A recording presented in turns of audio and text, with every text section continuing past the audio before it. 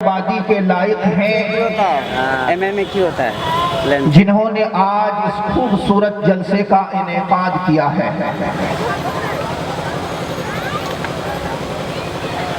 آج کل کے نوجوان قوالی اور مشاعرے کا انتظام کرتے ہیں، لیکن نیا ٹالہ کے نوجوان بڑے خوش نصیب ہیں جنہوں نے اس جلسے کا انعقاد کیا ہے۔ ابھی میں مسجد میں بیٹھا ہوا تھا تو ایک صاحب نے فرمایا کہ ہمارے آباد پور میں کربلا کے بعد بھی جھنی کا سسٹم چلا، جگہ جگہ پر جھنیاں گایا گیا، پیسے اکٹھے کیے گئے۔ جب ان پر روک لگایا گیا تو نوجوانوں نے کہا کہ ہم لوگ جلسہ کا پروگرام کریں گے۔ حضرات، ایک بات میں آپ کو بتا دوں کہ انسان مٹی سے بنا ہے۔ اللہ تبارک و تعالیٰ نے اس انسان کو مٹی سے بنایا، اور مٹی کی خاصیت کیا ہے؟ ہر انسان جانتا ہے کہ مٹی میں جنگل جھاڑ خود سے اگ جایا کرتا ہے، اور سبزی اگانی پڑتی ہے، دھان اگانا پڑتا ہے، گیہوں اگانا پڑتا ہے، مٹی میں فصل اگانا پڑتا ہے، لیکن کوئی بھی جنگل جھاڑ کو اگاتا نہیں ہے، جنگل جھاڑ اپنے آپ اگاتے ہیں۔ اللہ تبارک و تعالیٰ نے اسی طرح انسان کو مٹی سے بنایا ہے، تو یہ انسان کے اندر برائی آٹومیٹکلی پیدا ہوگی۔ انسان کی طبیعت یہ چاہے گی کہ میں جوا کھیلوں، انسان کی طبیعت یہ چاہے گی کہ میں شراب پیوں، انسان کی طبیعت یہ چاہے گی کہ میں کربلا میں لٹ کھیلوں، انسان کی طبیعت یہ چاہے گی کہ میں جھنی گاؤں، انسان کی طبیعت یہ چاہے گی کہ میں موبائل میں غلط فلمیں دیکھتا رہوں، کیونکہ انسان مٹی سے بنا ہے، اور مٹی کی خاصیت یہ ہے کہ اس میں گھاس پھوس خود سے اگاتے ہیں۔ اسی طرح انسان کے اندر برائی خود بخود اگ آئے گی، نیکی کو اگانا پڑے گا، نیکی کے لیے محنت کرنی پڑے گی۔ آج مسجدیں خالی ہیں، ان مسجدوں کو بھرنے کے لیے محنت کرنا پڑے گی۔ جب تک ہم اور آپ اپنے آپ کو، اپنے نفس کو کنٹرول نہیں کریں گے، جب تک ہم اور آپ محنت نہیں کریں گے، اس وقت تک ہمارے سماج میں کوئی سدھار پیدا نہیں ہوگا۔ محنت شرط ہے۔ میں آپ کو بتاتا چلوں کہ آباد پور نہیں، آپ کٹیہار کی سرزمین میں جائیے، اور کٹیہار کی سرزمین میں 10 محرم کو اور 9 محرم الحرام کو آپ جا کر دیکھیے گا تو سارے کے سارے مسلمان لٹھ لے کر، تلوار لے کر باہر نکل آتے ہیں، اور قسم خدا کی اگر میں قسم کھاؤں تو حانث نہیں ہوں گا، کیونکہ میں نے اپنی آنکھ سے دیکھا ہے کہ ایک بھی مسلمان ایسا نہیں ہوتا ہے جو شراب پی کر محرم نہ کھیلتا۔ ایک بھی مسلمان، میں آباد پور کی بات نہیں کہہ رہا، میں کٹیہار شہر کی بات کر رہا ہوں کہ کٹیہار شہر میں جتنے بھی لوگ محرم کھیلتے ہیں، سارے کے سارے لوگ شراب پی کر محرم کھیلتے ہیں، اور آپ اگر پتہ لگائیے گا تو آپ کو اندازہ ہوگا کہ محرم کے دن 10 محرم الحرام میں جتنی شرابیں بکتی ہیں اور جتنی شرابیں مسلمان پیتا ہے اتنی شرابیں دوسرے دن نہیں بکتی ہیں۔ جتنا 10 محرم الحرام کو شرابیں بکتی ہیں۔ آپ کو معلوم ہونا چاہیے کہ حضرت حسن اور حضرت حسین رضی اللہ عنہما، حضرت حسین کو جو شہادت کا مرتبہ ملا ہے، حضرت حسین کے 350 سال کے بعد یہ کربلا چالو ہوا۔ کتنے سال کے بعد؟ 350 سال کے بعد یہ کربلا چالو ہوا ہے۔ اگر یہ کربلا لٹ کھیلنا، شراب پینا، جھنڈی گانا یہ اگر جائز ہوتا تو حضرت حسین کی شہادت کے فوراً بعد یہ عمل شروع ہو جاتا، لیکن پتہ چلا کہ بعد والوں کا یہ عمل ہے اور 100-200 سال بعد نہیں بلکہ 350 سال بعد یہ عمل شروع ہوا ہے۔ اس لیے ہمیں شریعت کو جاننے کی ضرورت ہے۔ 10 محرم الحرام کے دن اللہ کے نبی صلی اللہ علیہ وسلم روزہ رکھتے تھے، لیکن ایک بھی مسلمان روزہ نہیں رکھتا۔ گنے چنے چند مسلمان جو مسجدوں میں جا کر نماز پڑھتے ہیں وہ روزہ رکھتے ہیں، باقی کوئی روزہ نہیں رکھتا۔ روزہ رکھے گا تو شراب نہیں ملے گی۔ اس لیے میرے محترم بزرگوں اور دینی بھائیوں، ہمارے اس گاؤں کے نوجوانوں نے، نیا ٹولہ کے نوجوانوں نے جو یہ قدم اٹھایا ہے اللہ تبارک و تعالی اس کے قدم اٹھانے کو بے انتہا قبول فرمائے، اور اس جلسے کی برکت سے معاشرے میں اصلاح ہو، مسجدیں خالی پڑی ہوئی ہیں مسجدیں بھر جائے، اللہ کا نام لینے والا کم پڑ گیا ہے، اللہ کا نام لینے والا زیادہ ہو جائے۔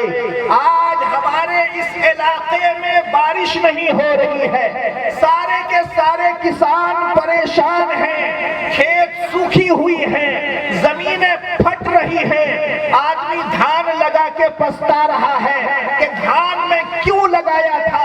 پٹوا سکھانے کے لیے کسی بھی پوکھر میں پانی نہیں ہے، کسی بھی ندی نالے میں پانی نہیں ہے، انسان بورنگ سے پانی ندی نالے میں بھر رہا ہے، اس کے بعد پٹوا اس میں گرا رہا ہے، پھر دھویا جا رہا ہے۔ یہ حال ہمارے اس سماج کا ہو چکا ہے۔ اس کی وجہ کیا ہے؟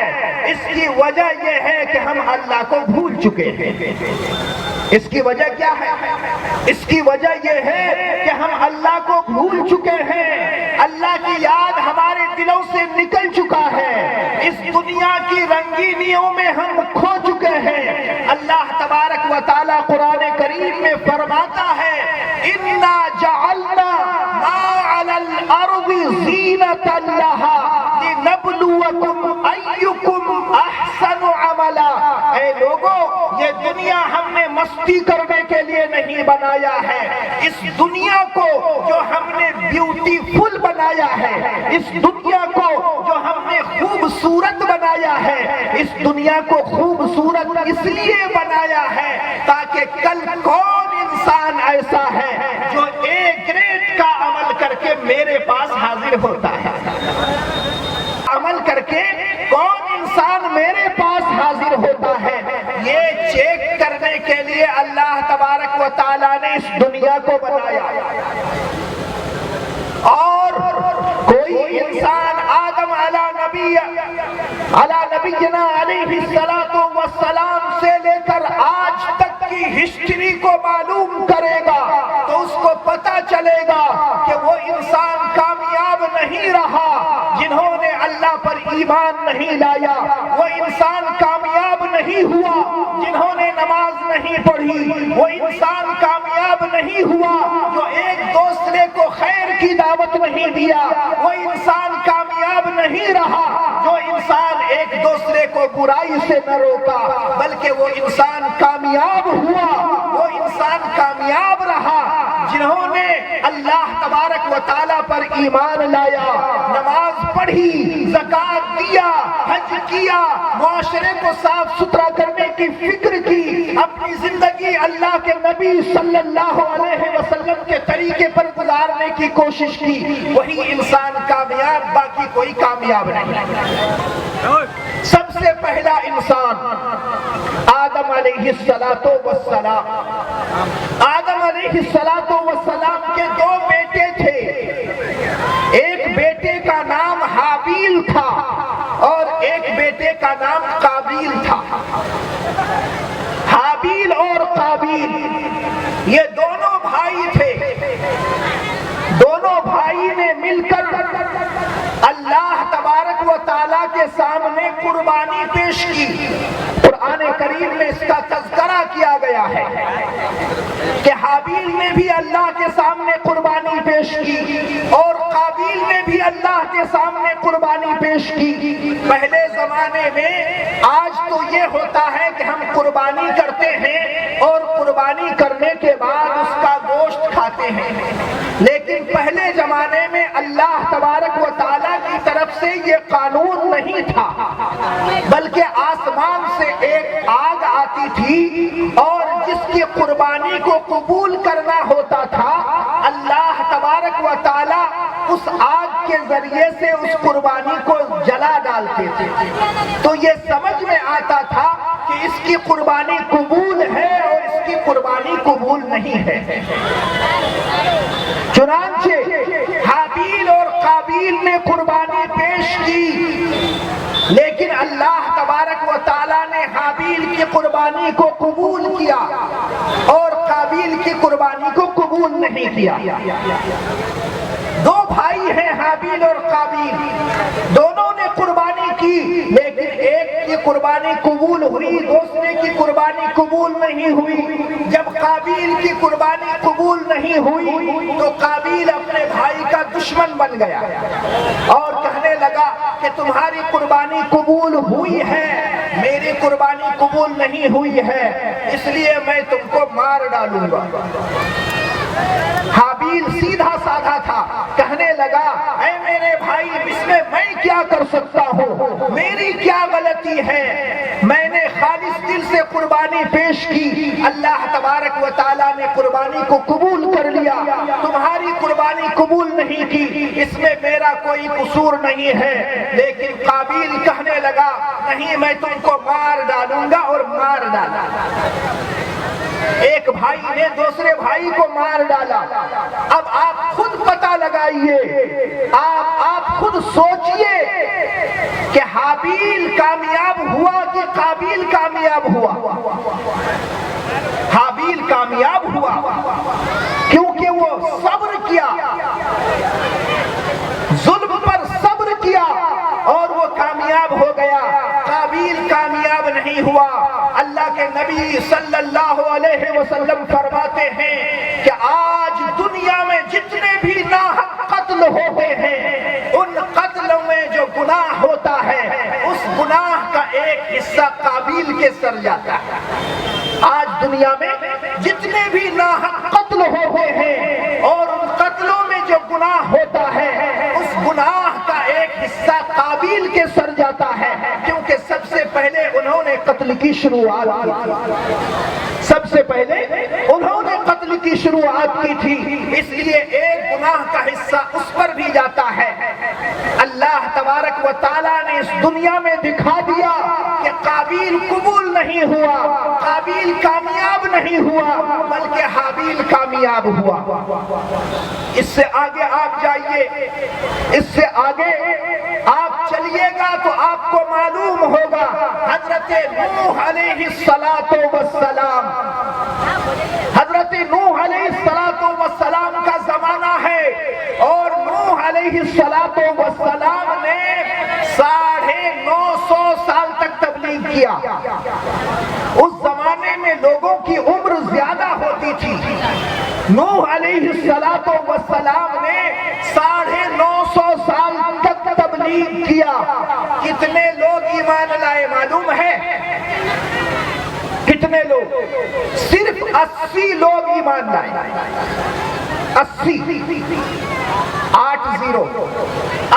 لوگ ایمان لائے۔ 950 سال تک نوح علیہ السلام نے تبلیغ کی اور لوگوں سے کہا اے لوگوں ایمان لے کے آؤ، اے لوگوں نماز پڑھو، اے لوگوں اللہ کی شریعت پر چلو۔ نوح علیہ السلام نے لوگوں کو دعوت دی، لیکن 80 لوگ ایمان لائے۔ اللہ کا حکم ہوا کہ اے अलैहिस्सलाम कश्ती तैयार करो। चुनांचे कश्ती तैयार की गई और उस कश्ती में वो 80 आदमी को बिठाया गया, हर जानवरों के जोड़ों को बिठाया गया। फिर वो अल्लाह तबारक व तआला के हुक्म से तूफान नूह आया, सैलाब आया, और इस तरह का सैलाब आया कि जो लोग कश्ती में थे 80 आदमी वो लोग बच गए, और जो लोग कश्ती में सवार नहीं हुए थे वो लोग डूब गए। इस दुनिया में भी डूबे और आखिरत में भी जहन्नम में जले।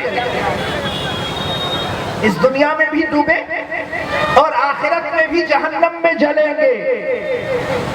तो बताओ कामयाब कौन हुआ? वो इंसान कामयाब हुआ जो डूब गया, नूह अलैहिस्सलाम पर ईमान नहीं लाया। वो इंसान कामयाब हुआ या कामयाब वो इंसान हुआ जो कश्ती पर सवार हुआ? कामयाब वो इंसान हुआ जो नूह अलैहिस्सलाम को अल्लाह का नबी माना। कामयाब वो इंसान हुआ जो अल्लाह को खुदा माना। कामयाब वो इंसान हुआ जो मुसीबतों पर सब्र किया। डूबने वाले कामयाब नहीं हुए। नूह अलैहिस्सलाम और उनके साथ जो 80 अफराद थे वो लोग कामयाब हुए। इससे आगे चलिए आप, इससे आगे जाएंगे तो आपको इब्राहीम अलैहिस्सलाम का किस्सा मिलेगा।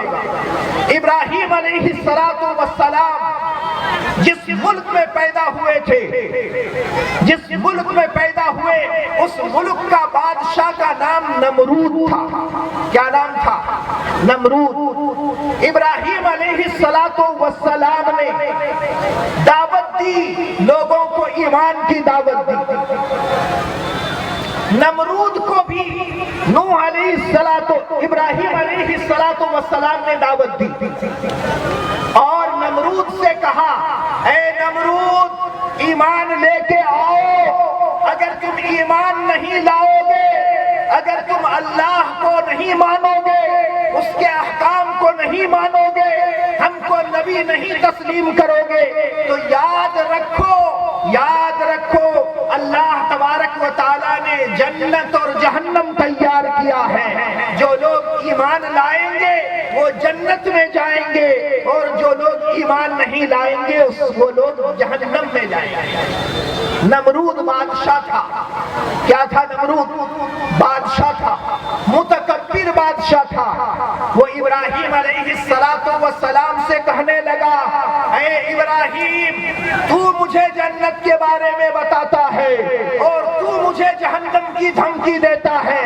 ऐ इब्राहीम मरने की बात तो छोड़ो, इस दुनिया ही में तुम देख लेना कि जहन्नम में तुम जलोगे और इस दुनिया ही में देख लेना कि जन्नत में मैं जाऊंगा। ये किसने कहा? नमरूद बादशाह ने कहा कि इस दुनिया में जहन्नम में तुम जाओगे और इस दुनिया में जन्नत में मैं जाऊंगा। चुनांचे नमरूद ने, उस बादशाह ने मीटिंग बुलाई और मीटिंग बुलाने के बाद कहा कि मेरी सुल्तनत के लोगों, ऐ मेरे राज्य के लोगों, सारे लोग लकड़ियां इकट्ठा करो, सारे लोग लकड़ी इकट्ठा करो। चुनांचे 6 महीना तक लकड़ी इकट्ठा की गई। कितना महीना तक? 6 महीना तक। किसको जलाने के लिए? इब्राहीम अलैहिस्सलाम को जलाने के लिए 6 महीना तक लकड़ियां इकट्ठा की गई। इतनी लकड़ी जमा हो गई होगी। क्यों इकट्ठा किया? इसलिए नमरूद का गुस्सा था कि इब्राहीम अलैहिस्सलाम को हम दुनिया में जहन्नम दिखा देंगे। चुनांचे उन्होंने लकड़ी इकट्ठा की और लकड़ी इकट्ठा करने के बाद उस पे आग सुलगाया। इतना आग सुलगा कि वो आग का शोला आसमान को छू रहा था। इतना आग भड़का कि वो आग का शोला आसमान को छू रहा था। और नमरूद ने इब्राहीम को पकड़ा और पकड़ने के बाद कहा कि तू मुझे ईमान की दावत देता है, तू मुझे इस दुनिया में ईमान की दावत देता है, जहन्नम से डराता है। लो आज मैं तुमको जहन्नम में डालता हूँ। चुनांचे इब्राहीम अलैहिस्सलाम को पकड़ा और पकड़ने کے بعد آگ میں ڈال دیا۔ اللہ تبارک و تعالیٰ نے اس آگ کو گلے گلزار بنا دیا ابراہیم علیہ السلام کے لیے، اور اللہ تبارک و تعالیٰ نے فرمایا یا نار کونی بردا وسلاما علی ابراہیم، اے آگ تو ابراہیم کو نہ جلاؤ بلکہ اس کے لیے پھول اور گلزار بن جاؤ۔ چنانچہ نمرود نے دیکھا کہ وہ آگ جو 6 مہینے لکڑی اکٹھا کر کے جلائی گئی، وہ آگ ابراہیم کو نہیں جلا سکی۔ پھر میٹنگ بلایا اور بلانے کے بعد کہا کہ ایک جنت تیار کرو، اسی دنیا میں جنت بناؤ۔ نمرود لگا دیا جنت بنانے کے لیے، طرح طرح کے باغ، طرح طرح کے میوے اور طرح طرح کی چیزیں، بہت ہی خوبصورت جنت بنانا نمرود شروع کیا، اور ڈیٹ متعین کر لیا کہ فلاں تاریخ کو جنت میں گھسیں گے اور ابراہیم کو دکھائیں گے کہ دنیا میں کس طرح جنت میں گھسا جاتا ہے۔ چنانچہ ڈیٹ متعین ہو گیا کہ فلاں تاریخ کو جنت میں گھسنا ہے، پورے قوم آ گیا دیکھنے کے لیے، لیکن اللہ تبارک و تعالیٰ کے حکم کے آگے کسی کا حکم چلنے والا نہیں ہے۔ جنت میں گھسنے سے 3 دن پہلے، جنت میں گھسنے سے 3 دن پہلے اللہ تبارک و تعالیٰ نے ایک مچھر کو حکم دیا، اے مچھر نمرود کی ناک میں گھسو اور گھسنے کے بعد اس کی کھوپڑی میں چلے جاؤ۔ نمرود کی ناک میں گھسو اور گھسنے کے بعد اس کی کھوپڑی میں چلے جاؤ۔ چنانچہ وہ مچھر گھسا اور گھسنے کے بعد کھوپڑی میں چلا گیا، اور جانے کے بعد مغز کو کھانے لگا۔ کیا کرنے لگا؟ نمرود کی مغز کو کھانے لگا۔ چنانچہ شروع میں تو وہ ماتھا دباتا تھا، ماتھا دباؤ، میرا ماتھا دبواؤ، خوب ماتھا دبواتا تھا۔ جب ماتھا دبواتا تھا تو مچھر تھوڑی دیر رک جاتا تھا، اس کو آرام ملتا تھا۔ پھر جب مچھر نمرود کے مغز کو کھانے لگا اور دبانے سے کام نہیں چل رہا ہے، تو نمرود نے کہا کہ تھوڑا سا مکہ مارو۔ جب مکہ مارتا تھا سر میں تو وہ مچھر تھوڑی دیر کے لیے رک جاتا تھا اور پھر اس کے بعد کھانا شروع کر دیتا تھا۔ اب یہی کرتے کرتے وہ جو ڈیٹ دیا تھا جنت میں گھسنے کا، وہ ڈیلے ہوتے چلا گیا، جنت کا وہ ڈیٹ فیل ہوتے چلا گیا۔ نمرود کی طبیعت درست نہیں ہو رہی ہے، وہ جنت میں جائے گا کیسے؟ اس لیے ڈیٹ ڈیلے ہوتے چلا گیا۔ اب مکہ سے کام نہیں چل رہا ہے۔ نمرود نے کہا کہ میرے ماتھے پر زوردار چوٹ لگاؤ۔ چنانچہ کوئی جوتا لے کر، کوئی چپل لے کر نمرود کے ماتھے پر مارتا رہا۔ جب بہت زور سے مارتا تھا مچھر رک جاتا تھا، اور جب مارنا چھوڑ دیتا تھا مچھر کاٹنے لگتا تھا۔ چنانچہ اسی طرح جوتا مارتے مارتے ایک پہلوان نیا ٹولہ کا آیا اور وہ جوتا اٹھا کے نمرود کے کھوپڑی میں اتنا زور سے مارا کہ کھوپڑی پھٹ کے نکل گئی، اور وہ مچھر جو اس کا مغز کھا رہا تھا، وہ کھاتے کھاتے کتابوں میں لکھا ہے کہ چڑیا کے اتنا بڑا ہو گیا تھا، مغز کھاتے کھاتے چڑیا کے اتنا بڑا ہو گیا تھا، اور نمرود کی کھوپڑی پھٹی، اور پھٹنے کے بعد وہ مچھر بڑا شکل میں اس کے کھوپڑی سے مغز کھا کر اڑ گیا، اور کھوپڑی پھٹنے کی وجہ سے نمرود وہیں کا وہیں ڈھیر ہو گیا، اپنے جنت میں جا نہیں سکا۔ اب بتاؤ نیا ٹولہ کے لوگوں، کامیاب کون ہوا؟ نمرود کامیاب ہوا کہ ابراہیم کامیاب ہوا؟ کامیاب ابراہیم ہوا۔ ابراہیم کی بیوی کامیاب ہوئی اور ان کا بھتیجا لوط کامیاب ہوا۔ صرف 3 آدمی کامیاب ہوئے، باقی سارے کے سارے لوگ کامیاب نہیں ہوئے۔ پوری انسان کی ہسٹری اور پوری انسان کی تاریخ اس سے بڑی پڑی ہے واقعات سے بڑی پڑی ہے کہ کس طرح جو لوگ ایمان لائے وہ کامیاب ہوئے اور جو لوگ ایمان نہیں لائے وہ کامیاب نہیں ہوئے۔ اس سے آگے چلیے گا تو موسیٰ علیہ السلام کا قصہ ملے گا۔ آپ کو معلوم ہے کہ موسیٰ علیہ السلام اور بنی اسرائیل کامیاب ہوا اور فرعون کامیاب نہیں ہوا۔ اس سے آگے جائیے گا تو عیسیٰ علیہ السلام کا قصہ ملے گا۔ عیسیٰ علیہ السلام نے بھی دین کی تبلیغ کی، لیکن کتنے آدمی عیسیٰ علیہ السلام پر ایمان لائے؟ صرف 12 آدمی عیسیٰ علیہ السلام پر ایمان لائے، باقی لوگ ان کے دشمن ہو گئے، یہاں تک کہ عیسیٰ علیہ السلام کے قتل کے در پہ ہو گئے۔ چنانچہ اللہ تبارک و تعالیٰ نے عیسیٰ علیہ السلام کو اس دنیا سے اوپر اٹھا لیا، اور کامیاب کون ہوا؟ کامیاب وہ 12 آدمی ہوئے، باقی لوگ کامیاب نہیں ہوئے۔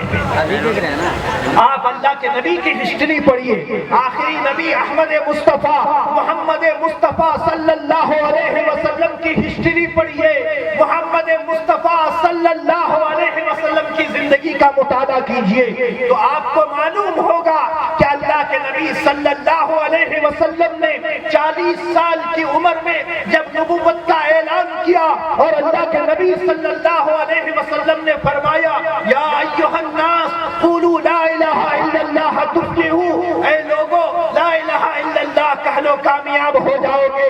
پورا عرب محمد عربی صلی اللہ علیہ وسلم کا دشمن بن گیا، سارا کا سارا عرب محمد عربی کے پیچھے پڑ گیا، یہاں تک کہ محمد عربی اور اس کے ساتھی کو سارے کے سارے صحابہ کرام کو مارنے کے در پہ ہو گئے، بہت ساروں کو مارا اور تکلیفیں پہنچائی، اور یہی نہیں بلکہ اپنے گھر کو چھوڑنے پر مجبور کر دیا۔ اللہ کے نبی صلی اللہ علیہ وسلم اور صحابہ کرام مکہ کو چھوڑ کر مدینہ چلے گئے۔ اللہ کے نبی صلی اللہ علیہ وسلم کی آنکھوں میں آنسو ہے، مکہ کو چھوڑ کے جا رہے ہیں۔ اللہ کے نبی صلی اللہ علیہ وسلم مکہ کے باہر نکل کے دعا کرتے ہیں، اے مکہ، اے مکہ، اے کعبہ، اے کعبہ، مجھے تم سے محبت ہے، میں تم سے محبت کرتا ہوں، لیکن یہاں کے لوگ مجھے رہنے نہیں دیتے، اس لیے اس کو چھوڑ کر میں جا رہا ہوں۔ اللہ کے نبی صلی اللہ علیہ وسلم مکہ چھوڑ کر مدینہ چلے گئے، مدینہ میں بھی مکہ کے لوگ مدینہ میں بھی لڑنے کے لیے چلے گئے اور لوگوں کو تکلیف پہنچانے کی کوشش کی، لیکن نتیجہ کیا نکلا؟ نتیجہ یہ نکلا کہ سن 8 ہجری میں اللہ کے نبی صلی اللہ علیہ وسلم 10,000 صحابہ کرام رضوان اللہ علیہم اجمعین کے ساتھ آتے ہیں، اور آنے کے بعد مکہ میں داخل ہوتے ہیں اور مکہ کو فتح کرتے ہیں، اور خانہ کعبہ کے چھت پر حضرت بلال کو حکم فرماتے ہیں، حضرت بلال حبشی رضی اللہ تعالی عنہ خانہ کعبہ پر چڑھ کر اذان دیتے ہیں۔ کامیاب کون ہوا؟ کامیاب وہ انسان ہوا جنہوں نے اللہ کے نبی کو مانا۔ ابو بکر کامیاب ہوا، عمر کامیاب ہوا، عثمان کامیاب ہوا، علی کامیاب ہوا، صحابہ کرام کامیاب ہوئے، لیکن ابو جہل کامیاب نہیں ہوا، امیہ کامیاب نہیں ہوا، شیبہ کامیاب نہیں ہوا، کفار مکہ کامیاب نہیں ہوئے، ابو لہب کامیاب نہیں ہوا۔ یہ سارے کے سارے لوگ اس دنیا میں بھی خسارے میں گئے اور آخرت میں بھی جا کے جہنم میں چلے گئے۔ اس لیے میرے بھائیوں، اس دنیا کی رنگینی میں پڑنے کی ضرورت نہیں ہے، یہ اصلاح معاشرہ کا جلسہ ہے۔ اصلاح معاشرہ کے جلسے میں نیا ٹولہ کے لوگوں کو یہ پیغام لے کر جانا ہوگا کہ آج سے انشاءاللہ ہم سب توبہ کریں گے، آج سے انشاءاللہ ہم اپنے موبائلوں کو طلاق دیں گے، آج سے انشاءاللہ ہم یوٹیوب کو نہیں چلائیں گے، آج سے انشاءاللہ ہم فیس بک میں اپنا ٹائم برباد نہیں کریں گے، ہم ٹویٹر میں اپنا ٹائم برباد نہیں کریں گے، آج سے ہم قرآن کریم کو اپنے سینے سے لگانے کی کوشش کریں گے، قرآن کریم کو اپنے گھر کی زینت بنانے کی کوشش کریں گے۔ میرے بھائیوں، آج کے اس جلسے میں ہمیں اور آپ کو یہ پیغام لے کر جانا ہے کہ ہمیں اپنی اپنی مسجدوں کو آباد کرنی ہے۔ ابھی مسجد میں بیٹھا تھا، ایک صاحب فرما رہے تھے کہ ہمارے گاؤں میں تو 40 آدمی مسجد میں ہوتا ہے، لیکن اور گاؤں میں 7 آدمی، کسی گاؤں میں 3 آدمی، کسی گاؤں میں 5 آدمی عشاء کی نماز میں ہوتا ہے۔ جب ایک محلے میں، ایک گاؤں میں 700 گھر ہے، 1000 گھر ہے، لیکن نمازی کتنے ہیں؟ 10 نمازی ہیں، 7 نمازی ہیں، 11 نمازی ہیں، مسجد ویران پڑی ہوئی ہے۔ ہم مسلمان صرف کھانے والے مسلمان ہو گئے ہیں۔ بدھ کے دن، اتوار کے دن، جمعہ کے دن ہم گائے جمع کر لیے، گورو اور بھینس جمع کر لیے، گوشت کھا لیے، محرم منا لیے اور طرح طرح کا فیشن بازی کر لیے۔ ہم اپنے آپ کو مسلمان کہتے ہیں، اس مسلمانی سے کام چلنے والا نہیں ہے۔ میرے بھائیوں اپنے گریبان میں جھانک کر دیکھنے کی ضرورت ہے، اپنے اندر ٹٹولنے کی ضرورت ہے۔ آج ہمارا مسلمان بھائی سر پہ ٹوپی لگا کے گھومتا نہیں ہے، جلسہ میں بھی آتا ہے تو بغیر ٹوپی کے آ جاتا ہے۔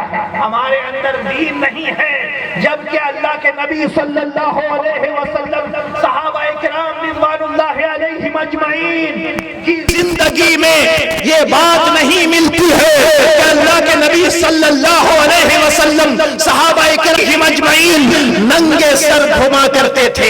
اللہ کے نبی ننگے سر نہیں گھما کرتے تھے، صحابہ کرام ننگے سر نہیں گھما کرتے تھے، سروں پہ ٹوپی ہوتی تھی، سروں پہ پگڑی ہوتی تھی۔ لیکن آج مسلمان اپنا شعار کھو دیا ہے، اپنی پہچان کھو دیا ہے۔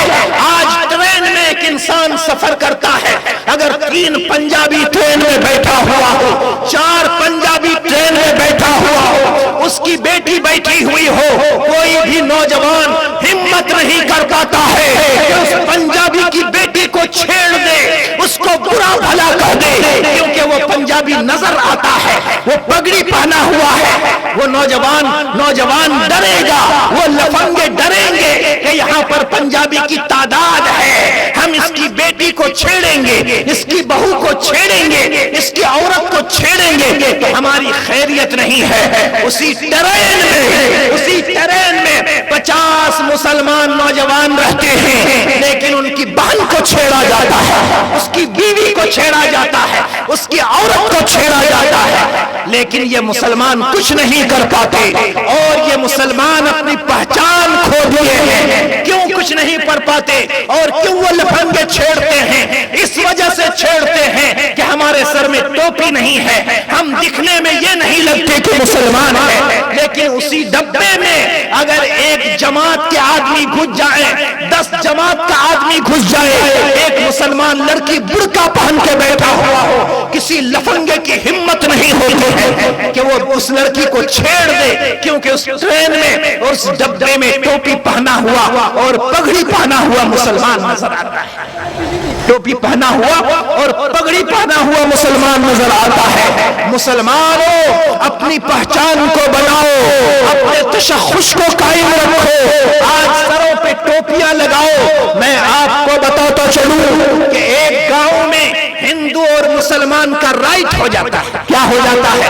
ہندو اور مسلمان کا رائٹ ہو جاتا ہے، چنانچہ اس گاؤں میں مسلمان کم ہوتے ہیں، ہندوؤں کی تعداد زیادہ ہوتی ہے، مسلمان کم ہندو زیادہ۔ مسلمان ڈرے ہوئے ہیں کہ پتہ نہیں کیا ہو جائے، رائٹ ہو گیا ہے، کہیں رات میں حملہ نہ ہو جائے، کہیں صبح حملہ نہ ہو جائے۔ چنانچہ مسجد کے امام صاحب کے پاس، مولوی صاحب کے پاس گاؤں والے حاضر ہوتے ہیں اور حاضر ہونے کے بعد یوں فرماتے ہیں کہ مولوی صاحب کچھ کیجئے، ہمارے گاؤں میں پتہ نہیں کب ہنگامہ برپا ہو جائے۔ مولوی صاحب کہنے لگتے ہیں کہ چلو ایک کام کرتے ہیں، جاتے ہیں ٹاؤن میں اور ٹاؤن میں جانے کے بعد کچھ ٹوپیاں خرید کے لاتے ہیں۔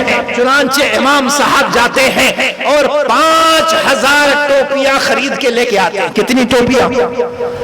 5000 ٹوپیاں خرید کے لے کے آتے ہیں اور مسجد میں مشورہ ہوتا ہے، سارے نوجوانوں کو بلاتے ہیں اور بلانے کے بعد کہتے ہیں یہ ٹوپیاں لو اور پورے گاؤں میں تقسیم کر دو اور ہر گاؤں میں، ہر گھر میں یہ اعلان کر دو کہ صبح جب وہ وہ نکلے تو سر میں ٹوپی لگا کر نکلے. چنانچہ صبح جب 5000 گھروں سے 5000 آدمی ٹوپی لگا کے نکلتے ہیں تو اس گاؤں میں جتنے بھی غیر مسلم ہوتے ہیں وہ دیکھتے ہیں کہ باپ رے اس گاؤں میں اتنے مسلمان نہیں تھے, یہ نئے مسلمان کہاں سے آ گئے, لگتا ہے دوسرے گاؤں سے بھاڑا کر کے لایا ہے.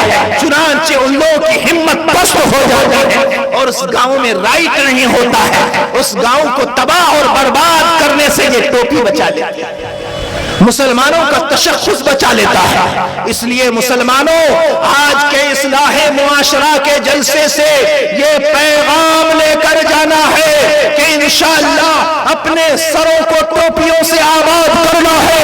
مسلمانوں آج کے جلسے میں یہ پیغام لے کر جاؤ کہ انشاءاللہ ہم اپنے چہرے کو داڑھیوں سے سجائیں گے, ہم اپنے چہرے کو داڑھیوں سے سجائیں گے. کیا بات ہے, وہ لوگ جن کی شادی نہیں ہوئی ہے وہ داڑھی نہیں رکھتے تو بات سمجھ میں آتی ہے کہ ابھی ان کو چھوری پسند کرنی ہے, ابھی اس کو لڑکی پسند کرنی ہے, اس کے بعد شادی کرنی ہے. لیکن جن کی شادی ہو چکی ہے وہ لوگ بھی اپنے چہرے پر داڑھی نہیں سجاتے ہیں, وہ لوگ بھی اپنے چہرے پر داڑھی نہیں سجاتے, داڑھی نہیں رکھتے ہیں. میں آپ کو بتاتا چلوں کہ مولانا ارشد مدنی دامت برکاتہم کے والد ماجد تھے, وہ ایسے آدمی سے مصافحہ نہیں کرتے تھے جن کے چہرے پر داڑھی نہیں ہوتی تھی. چنانچہ ایک دیہاتی آتا ہے اور ہاتھ بڑھا دیتا ہے کہ مولانا ہم سے مصافحہ کر لیجئے. چنانچہ مولانا فرماتے ہیں کہ تو نے نبی کے نور کو اپنے چہرے پہ نہیں سجایا ہے, جو انسان نبی کے نور کو اپنے چہرے پہ نہیں سجاتا میں ان کے ساتھ مصافحہ نہیں کرتا.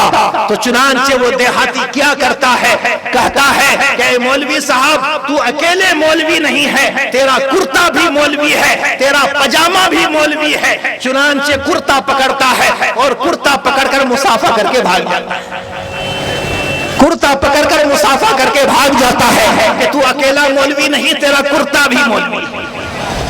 تو میرے بھائیوں اپنے چہرے کو داڑھیوں سے سجاؤ, اسلامی تشخص کو برقرار کرو. اور آپ کو سب سے بڑی قیمتی بات بتا دوں, سب سے بڑی قیمتی بات,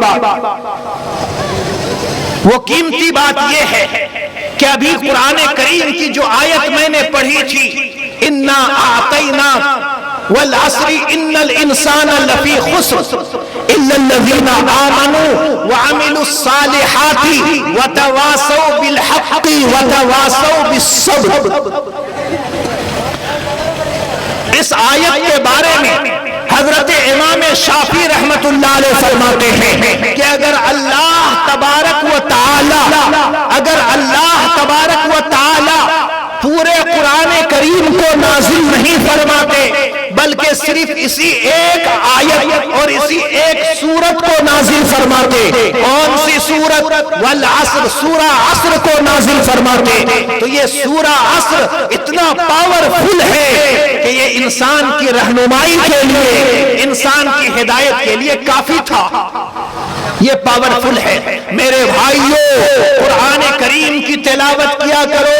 آج قرآن کریم کی ہم اور آپ تلاوت نہیں کرتے, آج قرآن کریم کو ہم اور آپ پڑھتے نہیں ہیں. آج صبح اٹھتے ہیں موبائل دیکھتے ہیں, شام کو موبائل دیکھتے ہیں. یہ موبائل نے ہم سے قرآن کریم کو چھین لیا ہے. وہ لوگ جو حافظ ہیں وہ بھی قرآن نہیں پڑھتے, وہ لوگ جو مولوی ہیں وہ بھی قرآن نہیں پڑھتے, وہ لوگ جو جماعتی ہیں وہ بھی قرآن نہیں پڑھتے. آج کا نوجوان قرآن نہیں پڑھتا, مہینوں دن تک سالوں تک ہمارے گھر میں قرآن کی تلاوت نہیں ہوتی ہے. میرے بھائیوں جس گھر میں قرآن کی تلاوت نہیں ہوتی اس گھر میں منحوسیت چھا جاتی ہے, اس گھر میں برکت نہیں ہوتی, اس گھر میں نحوست داخل ہو جاتی ہے. میرے بھائیوں قرآن کریم کی تلاوت کرو, قرآن کریم کی تلاوت کرو گے گھر نور سے بھرے گا, گھر میں برکت نازل ہوگی, گھر میں پریشانیاں دور ہوگی, گھر سے پریشانیاں دور ہوگی. قرآن کریم کی تلاوت کو اپنی عادت بنا لو. تو حافظ قرآن ہیں کم سے کم روزانہ 3 پارہ قرآن کریم کو پڑھا کریں. جو حافظ قرآن نہیں ہے جن کو ناظرہ پڑھنا آتا ہے کم سے کم 1 پارہ یا 1 رکوع روزانہ قرآن کریم کی تلاوت روزانہ قرآن کریم کی تلاوت کیا کریں. اور دوسرا پیغام جو آج ہم کو اس جلسہ میں دینا ہے وہ پیغام یہ ہے کہ اپنے مسجدوں کو لازم پکڑ لو. نماز شروع کر دو. آج مسجدوں میں نمازی نہیں ہے. میں آپ کو بتاتا چلوں کہ نماز ایک ایسی عبادت ہے جو کسی بھی حالت میں معاف نہیں ہے. نماز کسی بھی حالت میں معاف نہیں ہے. کوئی انسان روزہ نہیں رکھ سکتا سفر میں ہے.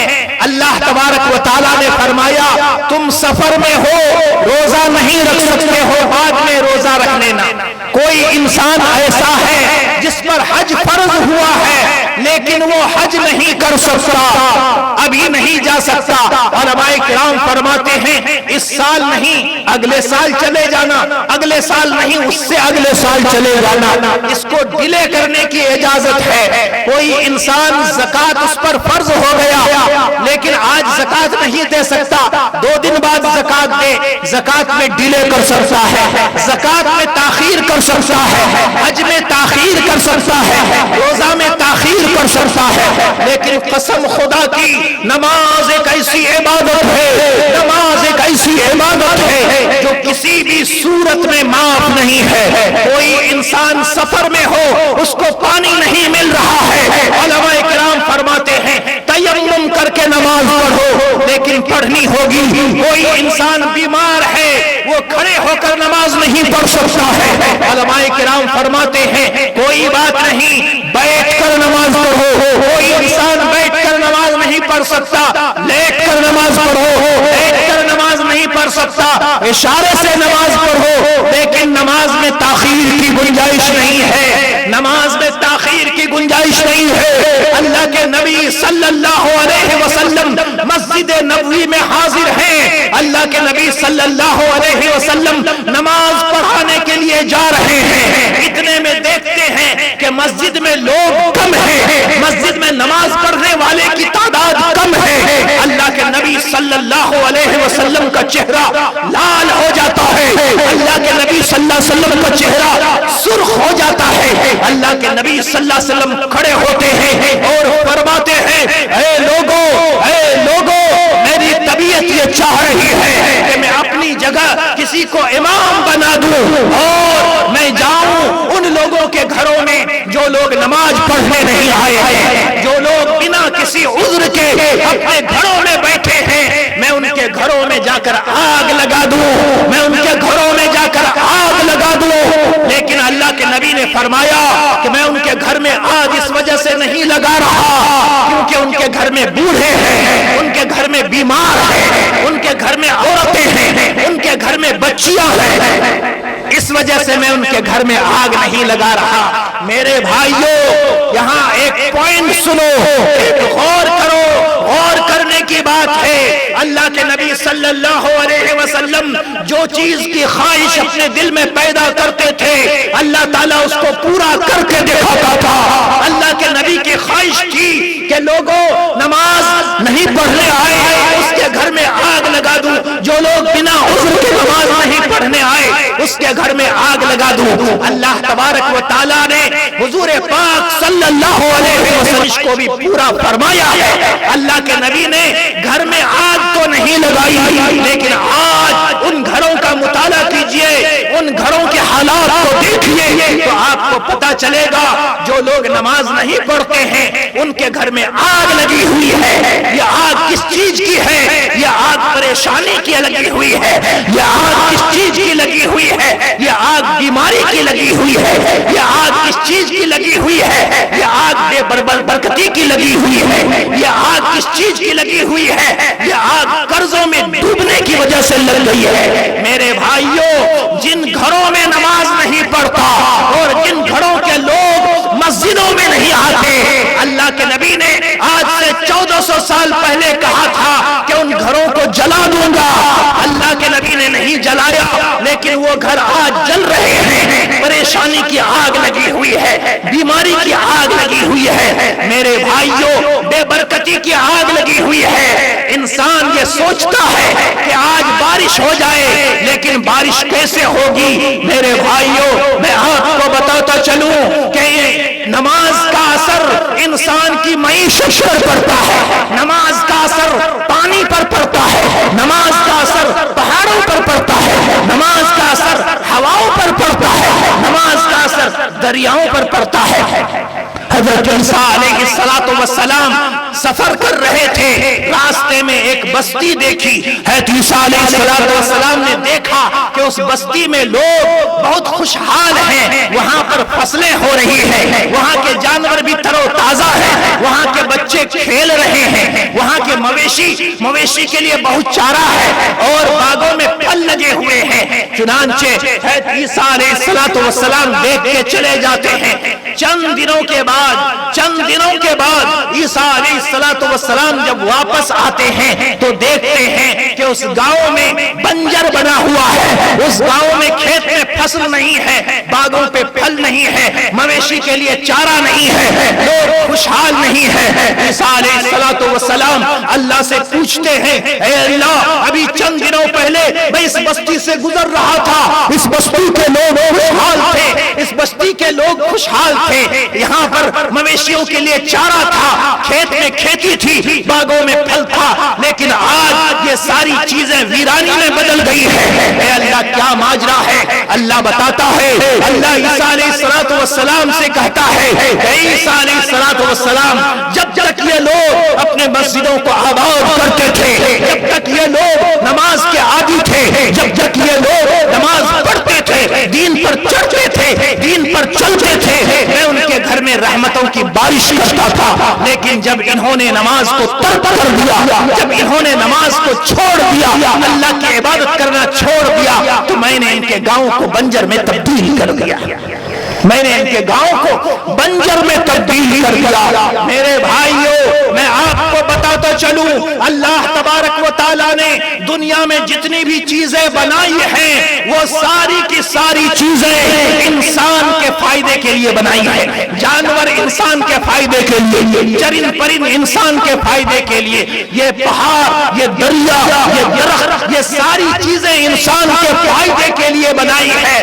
لیکن اس کے باوجود بھی یہ ساری کی ساری چیزیں اللہ کا ذکر کرتی ہے۔ دو چیزوں میں اللہ کا ساتھ، انسان کا ساتھ دیتی ہے۔ نمبر ایک ذکر کرتی ہے، نمبر دو نماز پڑھتی ہے۔ قرآن کریم میں آیا ہے، کل قد علم صلاته وتسبیحہ، کہ ہر چیز جانتی ہے کہ اس کو نماز کیسے کرنی ہے، ہر چیز جانتی ہے کہ اس کو تسبیح کرنی کیسے کرنی ہے۔ قاری طیب صاحب رحمت اللہ علیہ فرماتے ہیں، انسان کو اللہ تبارک و تعالیٰ نے مجموعہ عطا کیا ہے نماز کا، لیکن یہ نماز کا مجموعہ انسان کے علاوہ، اشرف المخلوقات کے علاوہ کسی کو عطا نہیں کیا۔ فرشتے اللہ کی مخلوق ہیں، لیکن کوئی فرشتے رکوع میں ہے، کوئی فرشتہ تسبیح میں ہے، کوئی فرشتہ ذکر میں ہے، کوئی فرشتہ قاعدے میں ہے۔ قاری طیب صاحب رحمت اللہ علیہ فرماتے ہیں کہ یہ جاندار چیزیں،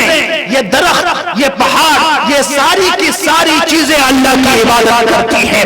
چنانچہ یہ درخت قیام کی حالت میں ہے، کیا ہے؟ یہ درخت قیام کی حالت میں ہے، اور یہ چوپائے جانور رکوع کی حالت میں ہے، یہ رینگنے والے چونٹی وغیرہ یہ سجدے کی حالت میں ہے، اور یہ پہاڑ یہ قاعدے کی حالت میں ہے۔ ہر چیز اللہ کا ذکر کرتی ہے۔ کل قد علم صلاته وتسبیحہ، ہر چیز اللہ کا ذکر کرتی ہے، ہر چیز اللہ کی تسبیح بیان کرتی ہے۔ چنانچہ ایک بزرگ صاحب پر الہام ہوتا ہے، کشف ہوتا ہے۔ چنانچہ وہ بزرگ صاحب ایک گدھے کے پاس جاتے ہیں۔ کس کے پاس؟ بات سمجھ میں آ رہی ہے؟ ایک گدھے کے پاس جاتے ہیں تو وہ گدھا اللہ کا ذکر کس طرح کر رہا ہے؟ وہ گدھا اللہ کا ذکر کر رہا ہے، الحمدللہ الذی جعلنی حمارا ولم یجعلنی کلبا، الحمدللہ الذی جعلنی حمارا ولم یجعلنی قلبا۔ اے اللہ، تیرا لاکھ لاکھ شکر ہے کہ تو نے مجھے گدھا بنایا, مجھے کتا نہیں بنایا. یہ تسبیح بیان کر رہا ہے. کون؟ یہ گدھا تسبیح بیان کر رہا ہے. چنانچہ کتا کے پاس جب گیا, کتا کے بارے میں بھی کشف ہوا, کتا کیا تسبیح بیان کرتی ہے. چنانچہ کتا کہہ رہا ہے الحمدللہ الذی جعلنی کلبا ولم یجعلنی خنزیرا. الحمدللہ الذی جعلنی کلبا ولم یجعلنی خنزیرا. اے اللہ تیرا لاکھ لاکھ شکر ہے کہ تو نے مجھے کتا بنایا, مجھے سور نہیں بنایا. مجھے کتا بنایا, مجھے سور نہیں بنایا. یہ کتا تسبیح کر رہا ہے. چنانچہ جب سور کے پاس جاتا ہے, سور کیا تسبیح کرتی ہے؟ سور تسبیح کر رہی ہے الحمدللہ الذی جعلنی خنزیرا ولم یجعلنی تارک الصلاۃ. الحمدللہ الذی جعلنی خنزیرا ولم یجعلنی تارک الصلاۃ. وہ خنزیر, وہ سور اللہ کی تسبیح بیان کر رہا ہے. اے اللہ تیرا لاکھ لاکھ شکر ہے کہ تو نے مجھے سور بنایا, مجھے بے نمازی نہیں بنایا. کیا تسبیح کر رہا ہے وہ سور؟ کیا تسبیح کر رہا ہے؟ اے اللہ تیرا لاکھ لاکھ شکر ہے کہ تو نے مجھے سور بنایا, مجھے بے نمازی نہیں بنایا. میرے بھائیوں, امام احمد ابن حنبل کے نزدیک کوئی انسان اگر نماز نہیں پڑھتا تو وہ کافر ہو جاتا ہے. کوئی انسان اگر الارم لگاتا ہے دن 8 بجے کا کہ صبح اٹھوں گا اور اٹھنے کے بعد میں کام کاج میں چلے جاؤں گا, فجر کی نماز کا الارم نہیں لگاتا, وہ نماز نہیں پڑھتا. امام احمد ابن حنبل کے ماننے والے کے نزدیک, عرب کے نزدیک, وہ انسان صبح جب اٹھتا ہے وہ کافر بن کے اٹھتا ہے, وہ کافر بن جاتا ہے, مسلمان نہیں رہتا. اس کی بیوی سے نکاح ٹوٹ جاتا ہے. میرے بھائیوں, یہ نماز اتنی بڑی چیز ہے کہ اس نماز کی وجہ سے زلزلہ رک جاتا ہے. اگر آپ کے علاقے میں زلزلہ آ جائے, بھوچال آ جائے, عمارت گرنے لگے, عمارت تہس نہس ہونے لگے, چنانچہ اللہ کا حکم ہے اللہ کے نیک بندے جب زمین پہ جائیں گے, مسجد میں جائیں گے یا خالی زمین پہ جا کر وضو بنا کر 2 رکعت نماز پڑھیں گے, نماز پڑھتے ہی جو ہی سجدہ کریں گے, سجدہ کرتے ہی اس کے سجدے کے اثر سے زمین کا زلزلہ رک جائے گا, عمارتیں گرنے سے رہ جائیں گی. میرے بھائیوں, یہ نماز کا اثر ہے. چنانچہ نماز کا اثر ہے. اللہ تبارک و تعالیٰ نے اپنے نبی کی زبانی فرمایا کہ کسی علاقے میں بارش نہیں ہو رہی ہے, بادل غصہ بنا ہوا ہے, بادل کنجوس بنا ہوا ہے, بادل نظر آتا ہے لیکن پانی نہیں برستا, لوگ پانیوں کے لیے ترس رہے ہیں, کوئی کام نہیں کرنا ہے. علماء کرام فرماتے ہیں قرآن کریم میں اور احادیث میں بھرا ہوا ہے. چنانچہ وہ لوگ جہاں پر بارش نہیں ہو رہی ہے اگر 2 رکعت نماز استسقاء پڑھ لیں, 2 رکعت نماز استسقاء پڑھ لیں, چنانچہ اللہ کا حکم نازل ہو جاتا ہے اور موسلادھار بارش شروع ہونے لگتی ہے. یہ نماز کا اثر ہے. کوئی انسان کشتی میں سوار ہوا ہے, سمندر میں جا رہا ہے, سمندر میں جاتے جاتے اس کی کشتی موجوں کا شکار ہو جاتی ہے اور موجیں اتنا خطرناک ہے کہ اس کی کشتی کو توڑ دے گی, اس کی کشتی کو ریزہ ریزہ کر دے گی. چنانچہ اللہ کا حکم ہے کہ لوگوں, کشتی میں جتنے لوگ سوار ہیں وہ لوگ نماز پڑھنے لگے. قسم خدا کی تو یہ سجدہ کشتی میں ہوگا, اس سجدے کے اثر سے وہ موجیں رک جائیں گی اور کشتی کنارے پر لگ جائیں گی. جب سورج گرہن ہو جائے, اللہ کے نبی کا حکم نہیں ہے نماز, اللہ کے نبی کا حکم نہیں ہے روزہ رکھو, اللہ کے نبی کا حکم نہیں ہے زکات دو, اللہ کے نبی کا حکم نہیں ہے حج کرنے جاؤ. اللہ کے نبی کا حکم ہے جب سورج گرہن ہو جائے, جب چاند گرہن ہو جائے, سائنس ٹیکنالوجی کچھ کہتی ہے کہنے دو, لیکن آپ کی شریعت کہتی ہے کہ جب سورج گرہن ہو جائے 2 رکعت نماز خسوف, 2 رکعت نماز خسوف پڑھو. سورج گرہن اور چاند گرہن میں 2 رکعت نماز پڑھو. تم نماز پڑھو گے, سورج گرہن ختم ہو جائے گا, چاند گرہن ختم ہو جائے گا. آج تھوڑی تھوڑی بات میں शादी ब्याह है नमाज नहीं पढ़ेंगे, दुकान चला रहे नमाज नहीं पढ़ेंगे, कोई काम में फंस गए नमाज नहीं पढ़ेंगे, जया धान गा रहे हैं, रोपा धान गा रहे हैं, नमाज नहीं पढ़ेंगे, मुनियासी काट रहे हैं, नमाज नहीं पढ़ेंगे, मुनियासी धो रहे हैं, नमाज पढ़ने वाला आदमी भी नमाज नहीं पढ़ता। चुनांचे शरीयत में किताबों को पढ़ो तो फिक़्ह क्या कहती है, शरीयत क्या कहती है, आपको पता चल जाएगा। शरीयत कहती है कि एक इंसान सफर कर रहा है, अभी असर का वक्त हो गया है, सामने एक नदी पड़ जाता है। क्या पड़ जाता है? सामने एक नदी है, वो इंसान सोच रहा है कि मुझे तैरना आता है, मैं तैर के नदी पार कर लूंगा और उस पार जाके असर की नमाज पढ़ूंगा। चुनांचे वो नदी में कूद जाता है और तैरने लगता है। तैरते तैरते अब एक बीच नदी में पहुंचता है कि वो थक हार जाता है, उसका हवास काम नहीं करता। वो सोचा था कि मैं नदी पार कर लूंगा, लेकिन नदी में इतना बहाव है कि वो नदी को पार नहीं कर सकता। वहीं पर वो हाथ पैर छोड़ दिया है, बहुत कोशिश कर रहा है कि पार हो जाएगा, लेकिन पार नहीं हो सकता। नजर पड़ जाती है, सूरज डूबने वाला है। शरीयत क्या कहती है? वो इंसान बीच नदी में है, वो इंसान डूबने वाला है, वो इंसान मरने वाला है, उस इंसान का हाथ पैर काम नहीं करता है। ऐसी हालत में शरीयत कहती है कि वो इंसान जो नदी में तैर रहा है, बीच नदी में है, थक हार चुका है, ऐसी सूरत में सूरज गुरूब हो रहा है, अगर नमाज नहीं पढ़ेगा गुनहगार बन जाएगा। उसी हालत में वो रुकू नहीं कर सकता, वो सजदा नहीं कर सकता, वो क़याम नहीं कर सकता। उसी हालत में जैसे भी चाहे उसको नमाज पढ़नी है, अगर बिना नमाज पढ़े मर जाएगा, एक हुकुब जहन्नम में जलेगा। मेरे भाइयों, ऐसे सिचुएशन में जब इंसान का हवास कुछ काम नहीं कर रहा, बीच नदी में है, नमाज माफ नहीं, और हम और आपका हाल ये है कि मामूली बात पे नमाज छोड़ देते हैं। मेरे भाइयों, आप मोबाइल का मुताला छोड़ दीजिए, आप किताबों का मुताला कीजिए, तारीख की किताबों का मुताला कीजिए, तो आपको पता चलेगा कि अल्लाह के नबी सल्लल्लाहु अलैहि वसल्लम ने जिंदगी में कभी किसी के लिए बद्दुआ नहीं की है।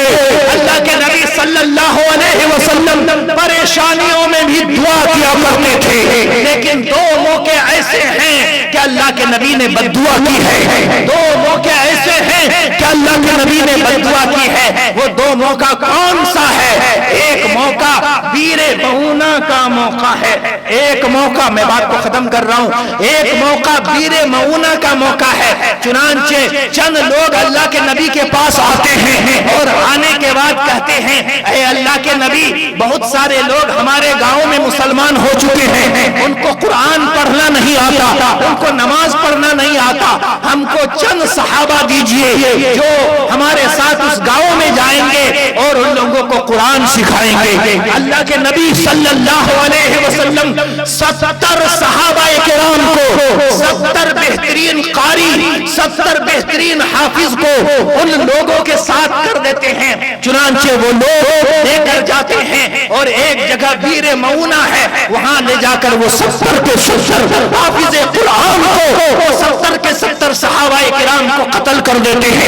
अल्लाह के नबी को गुस्सा आता है और अल्लाह के नबी वो 70 सहाबा जो कत्ल हो गए, जिनको धोखा देकर लेके गया और कत्ल कर दिया, इतना नाराज होते हैं कि अल्लाह के नबी 1 महीने तक फजर की नमाज में कुनूत नाज़िला पढ़ते हैं और उनके लिए बद्दुआ करते हैं, उनके लिए बद्दुआ करते हैं। दूसरा मौका नमाज का मौका है। मैं बात खत्म कर रहा हूं। अल्लाह के नबी, सभी को मालूम है, ताइफ के मैदान में गए थे। ताइफ के मैदान में अल्लाह के नबी पर पत्थरों की बारिश हुई, अल्लाह के नबी लहूलुहान हो गए। एक बाग में आकर अल्लाह के नबी ठहरे, एक बाग में आकर अल्लाह के नबी ठहरे। فرشتے آ کر کہنے لگے اے اللہ کے نبی اجازت ہو تو اس گاؤں کو پیس ڈالوں، لیکن اللہ کے نبی نے فرمایا نہیں، میں اس دہر میں قہر و غضب بن کر نہیں آیا، میں کیوں ان کے لیے قہر الہی کی دعا مانگوں، بشر ہیں بے خبر ہیں کیوں تباہی کی دعا مانگوں، ان کے لیے اللہ کے نبی نے بد دعا نہیں کی۔ چنانچہ جنگ احد کا موقع ہے، جنگ احد کے موقع پر اللہ کے نبی کو پتھر مارا گیا، پیشانی سے خون نکلا، اللہ کے نبی کے گال میں خود کی کڑی گھس گئی، اللہ کے نبی کو پتھر مارا گیا، اللہ کے نبی کے دندان ٹوٹ گئے، خون کرتے میں گر گیا، اللہ کے نبی کی داڑھی رنگین ہو گئی، لیکن اللہ کے نبی نے ان کے لیے بد دعا نہیں فرمائی، اللہ کے نبی نے ان کے لیے بد دعا نہیں فرمائی، لیکن وہی اللہ کے نبی مسجد اللہ کے نبی خانہ کعبہ کے سامنے نماز پڑھ رہے ہیں، نماز پڑھتے پڑھتے لمبا لمبا سجدہ کر رہے ہیں، اتنے میں ابو جہل دیکھ رہا ہے کہ یہ تو لمبا لمبا سجدہ کر رہا ہے، چنانچہ ابو جہل کہتا ہے کون ہے جو مکہ کے کنارے میں اور مکہ شہر کے اطراف میں اونٹ جبا ہوا ہے، اس کی اوجھری لائے، اس کی بھوٹی لے کے آئے، اور چنانچہ عقبہ ابن معیط جاتا ہے اور اونٹ کی بھوٹی لاتا ہے، اونٹ کی اوجھری لاتا ہے، اور اوجھری لانے کے بعد اللہ کے نبی صلی اللہ علیہ وسلم کے گردن پہ رکھ دیتا ہے، اللہ کے نبی صلی اللہ علیہ وسلم اپنا سر ہلا نہیں پاتے ہیں، حضرت فاطمہ چھوٹی بچی ہے، وہ دیکھتی ہے کہ میرے باپ کے سر پہ، میرے باپ کے گردن پہ، میرے باپ کے گردن پہ اوجھری رکھی گئی ہے، چنانچہ آتے ہیں اور آنے کے بعد اوجھری کو ہٹاتے ہیں، اللہ کے نبی صلی اللہ علیہ وسلم کھڑے ہوتے ہیں، خانہ کعبہ کی طرف دیکھتے ہیں، اللہ کے نبی کے چہرے پر غصہ ہے، خانہ کعبہ کی طرف دیکھ کر اللہ کے نبی صلی اللہ علیہ وسلم ان کافروں کے لیے بد دعا کرتے ہیں، اور بد دعا میں یہ کہتے ہیں اللہم علیک بابو جہل، اللہم علیک بعتبہ، اللہم علیک بشیبہ، اللہم علیک بعتبہ ابن معیط، اے اللہ ابو جہل کو پکڑ لے، اے اللہ عتبہ کو پکڑ لے، اے اللہ شیبہ کو پکڑ لے، اے اللہ عقبہ ابن معیط کو پکڑ لے۔ اللہ کے نبی صلی اللہ علیہ وسلم جلال بھری آنکھوں میں ان سارے سرداروں کے لیے بد دعا کرتے ہیں، اور تاریخ کے اوراق میں لکھا ہوا ہے کہ جنگ بدر کے موقع پر وہ سارے کے سارے سرداران جن کا نام لے کر اللہ کے نبی صلی اللہ علیہ وسلم نے بد دعا کی تھی، سارے کے سارے مارے جاتے ہیں۔ مفسرین کہتے ہیں کہ اللہ کے نبی کبھی بد دعا نہیں کرتے تھے، لیکن ایسے موقع پر کیوں بد دعا کیے؟ مفسرین فرماتے ہیں کہ اللہ کے نبی کے جسم پر چوٹ لگتی تھی، اللہ کے نبی بد دعا نہیں کرتے تھے، طائف میں جسم لہو لہان ہوا، بد دعا نہیں کیے، احد میں اللہ کے نبی صلی اللہ علیہ وسلم کا جسم لہو لہان ہوا، بد دعا نہیں کیے، لیکن اللہ کے نبی نماز بہت زیادہ پسند کرتے تھے، جب نماز میں خلل ڈالا گیا اللہ کے نبی صلی اللہ علیہ وسلم نے ان کے لیے بد دعا کی۔ میرے بھائیوں نماز کو لازم پکڑ لو۔ آخری بات، امام احمد ابن حنبل رحمت اللہ علیہ، امام احمد ابن حنبل رحمت اللہ علیہ اپنے ٹیم کے ساتھ اور چند لوگوں کے ساتھ سفر کر رہے تھے، چنانچہ ڈاکوؤں نے ان کو گھیر لیا، ڈاکوؤں نے ان کو گھیر لیا، اور گھیرنے کے بعد امام احمد ابن حنبل اور اس کے ساتھیوں کا سامان لوٹ لیا، اور لوٹنے کے بعد چند منٹوں کے بعد امام احمد ابن حنبل دیکھتے ہیں کہ ڈاکوؤں میں سے ایک ڈاکو نماز پڑھنے کے لیے کھڑا ہو گیا۔ امام احمد ابن حنبل اس کے پاس گیا اور کہنے لگا اے آدمی تو بڑا گجب کا آدمی لگتا ہے، یہ تو ڈکیتی بھی کرتا ہے اور نماز بھی پڑھتا ہے، یہ کیسی نماز ہے؟ تو ڈکیتی بھی کر رہا ہے، نماز بھی پڑھ رہا ہے۔ وہ آدمی جواب دینے لگا اے فلاں شخص، اے امام ابن احمد ابن حنبل، اے امام احمد ابن حنبل، ڈکیتی کرنا میری مجبوری ہے، ڈکیتی میں اپنے پریوار کا پیٹ پالنے کے لیے کرتا ہوں، اور میں نماز اس لیے پڑھتا ہوں کہ اللہ کی طرف جانے کے لیے سارے راستے کو میں بند کرنا نہیں چاہتا، ایک راستہ کھلا چھوڑنا چاہتا ہوں، اس لیے میں نماز پڑھتا ہوں۔ امام احمد ابن حنبل فرماتے ہیں کہ چند سالوں کے بعد جب میں حج کرنے کے لیے خانہ کعبہ میں پہنچا تو میں دیکھتا ہوں وہی ڈاکو جو نماز پڑھ رہا تھا، ڈکیتی کرنے کے بعد نماز پڑھ رہا تھا، وہ آج خانہ کعبہ کی دیوار کو پکڑ کر، خانہ کعبہ کے غلاف کو کر کر ایک بچہ کی طرح بلک بلک کر رو رہا ہے، بلک بلک کر رو رہا ہے اور اللہ سے فریاد کر رہا ہے۔ امام احمد بن حنبل فرماتے ہیں کہ یہ ڈاکو ایک راستہ جو اللہ کی طرف جانے کا چھوڑ دیا تھا، اسی راستے سے اللہ تبارک و تعالیٰ نے اس کو بلایا اور بلانے کے بعد اپنا برگزیدہ بندہ بنا لیا، اپنا ولی بنا لیا۔ میرے بھائیوں، میں آج کے اس جلسے سے آپ کو بھی یہ پیغام دینا چاہتا ہوں، آپ جو کرتے ہیں کرتے رہیے، آپ جو کرتے ہیں کرتے رہیے، کم سے کم اللہ کی طرف جانے کا ایک دروازہ کھلا رکھیے۔ اللہ کی مسجد میں آئیے، نماز پڑھیے، نماز کو آباد کیجیے۔ میری ماں بہنیں آپ بھی سن لو، نماز کسی حالت میں معاف نہیں ہے، نماز کسی حالت میں معاف نہیں ہے۔ قسم خدا کی، آج کے اس جلسے میں جو نوجوانوں نے جلسہ رکھا ہے، چند لوگ بھی اگر نماز کا پابند ہو جاتے ہیں، چند لوگ بھی اپنی زندگی میں انقلاب پیدا کرتے ہیں، مسجدوں کو آباد کرتے ہیں، تو میں سمجھتا ہوں کہ آج کا یہ جلسہ کامیاب ہے۔ لیکن اگر آج ہم نے جلسہ سنا اور سننے کے بعد اپنی لنگی جھاڑ کر گھر جا کر سو گئے، جیسے کہ ویسے رہ گئے، تو کوئی فائدہ نہیں ہوگا۔ اس لیے میرے بھائیوں، بات کہنے کو تو بہت ہے، لیکن اس بزم کے عظیم خطیب تشریف لا چکے ہیں، انشاءاللہ ان کی باتیں ہوں گی، آپ سنیں گے۔ آپ اللہ تبارک و تعالیٰ سے دعا کریں کہ اللہ تبارک و تعالیٰ سب سے پہلے مجھ ناکارہ کو عمل کرنے کی توفیق نصیب فرمائے، اور اس کے بعد اگر بات آپ کو سمجھ میں آ گئی ہو تو آپ بھی عمل کرنے کی کوشش کریں۔ عمل سے زندگی بنتی ہے، جنت بھی جہنم بھی، یہ خاکی اپنی فطرت میں نہ نوری ہے نہ ناری ہے۔ وآخر دعوانا ان الحمدللہ رب العالمین، والسلام علیکم ورحمۃ اللہ وبرکاتہ۔